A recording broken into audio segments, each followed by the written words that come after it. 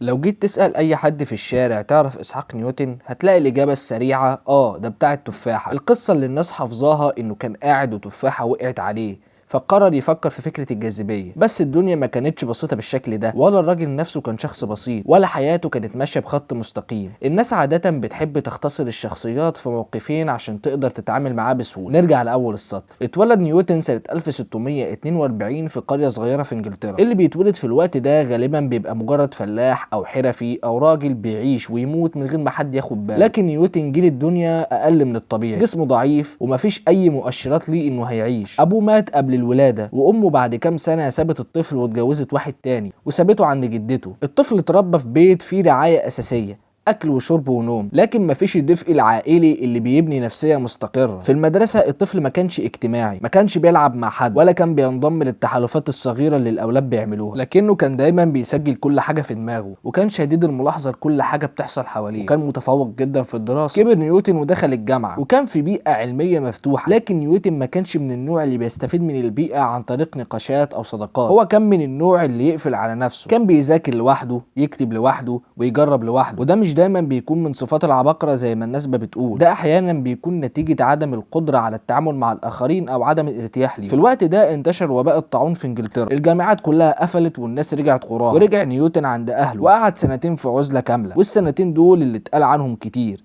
ناس بتقول ده وقت الالهام الكبير، وناس بتقول ده كان وقت شغل نظري. لكن من غير مبالغة اللي حصل لنيوتن في السنتين دول كان عنده مساحة عقلية ومكانية انه يركز في الاسئلة اللي كان بيسألها لنفسه، اسئلة من النوع اللي مش بتتجاوب بسهولة واحيانا ملهاش علاقة مباشرة بالواقع اليومي للناس. خرج من العزلة دي بفكرة الجاذبية وبشغل التفاضل والتكامل وبافكار في البصريات. لكن نيوتن نفسه ما كانش شايف انه عمل اكتشافات عظيمة، وكان بيحاول يفهم الحركة حواليه ويدور على سببها، يشوف الضوء ويفكر هو بيتحلل ازاي، يشوف الكواكب ويفكر هي بتتحرك ازاي. نيجي للجزء بقى اللي الناس مش بتركز عليه. نيوتن ما كانش بس عالم في الرياضيات والفيزياء، كان في حياته الجانبيه اهتمام شديد بعلم الخيمياء. والخيمياء في الوقت ده ما كانتش لعبه، كانت محاوله علميه ودينيه وروحيه في نفس الوقت. بمعنى ان فكر نيوتن انه بيشوف الكون كله ككيان واحد، يعني ما كانش شايف التفاضل والتكامل في ناحيه والخيمياء في ناحيه والدين في ناحيه، كان عنده كل الحاجات ديت متصله ببعض. موضوع الدين عنده كان واضح، الراجل كان بيقرا نصوص مقدسه وبيحاول يفسرها بعقل، مش تفسير روحاني لكن تفسير لغوي وتاريخي. وفي مؤرخين قالوا انه كان بيدور على الزمن الاخير او نهاية العالم عن طريق الحسابات. لو جينا لشخصيته هنلاقيها مركبة، مش اجتماعي وقليل الكلام وحساس للنقد وبياخد الامور بشكل شخصي جدا. لو حد قال له معلومتك غلط ده ممكن يقعد سنين يكتب ويعدل ويجادل لحد ما يثبت ان هو اللي صح. وده اللي حصل مع خلافه مع احد العلماء حول موضوع التفاضل والتكامل. النتيجة كانت مش مجرد خلاف علمي، لكن صراع بينهم وبين مؤسسات علمية في اوروبا. الموضوع مش بس مين اخترع الاول بقدر ما هو مين اللي ليه السردية، اللي يقدر يقدم وجهة نظره بالأدلة القاطعة المقنعة. نيجي بقى للجانب الصحي والنفسي. في فترة من حياته نيوتن مر بما يشبه الانهيار العصبي، كتب رسائل بيتهم فيها أصدقائه إنهم ضده وإنهم بيحاولوا يأذوه، وبعد فترة بدأ يعتذر عن اللي قاله. احنا كده قدام صورة لشخص مش متزن عاطفيا، مش معنى كده إنه مجنون، لكن معناه إن حياته العقلية كانت فيها ضوضاء داخلية أكتر من الضوضاء اللي بره. في تجربته مع الضوء جاب إبرة حديدية وحاول يضغط بيها على العين عشان يشوف الألوان اللي العين بتخلقها داخليا. وفي تجربة تانية قرر يبص للشمس مدة أطول من الطبيعي، فهو كده مجنون رسمي. ولو سألنا عن علاقاته لا في زوجة ولا أولاد ولا شبكة اجتماعية. في ناس كانت بتحترمه وبتشتغل معاه في الجامعة أو في المجتمع العلمي، لكن العلاقات ديت أغلبها مهنية. ممكن نقول إن الشخصيات اللي شبه نيوتن بتختار العزلة غصب عنها مش اختيار منها. هي مش بترفض الناس، لكن هي مش عارفة تتعامل معاهم أصلا. في المرحلة المتأخرة من عمره بقى مسؤول عن دار صك العملة في إنجلترا. الوظيفة ديت ما فيهاش نظريات ولا تفاحة ولا ضوء، فيها ورق وصلاحيات وقوانين. نيوتن اتعامل مع المزورين بطريقه مباشره، وكانت عنده القدره انه يتتبع التفاصيل. وتمر السنين ويموت اسحاق نيوتن سنه 1727 عن عمر ناهز 84 سنه. عاش حياه مليانه توتر وعصبيه وغرائب وتجارب كيميائيه خطيره. بعد وفاته الناس اللي درست حياته اكتشفوا مخطوطاته اللي كان فيها كل الجنون والغرابه والفضول اللي كان عنده، الورق اللي كتب فيه الرموز والكيمياء والكتاب المقدس وحتى التجارب الغريبه كلها. وبدأ العلماء يكتشفوا قد ايه ان الراجل ده كان مختلف عن اي عالم تاني. ولحد هنا خلص الفيديو الخفيف بتاعنا.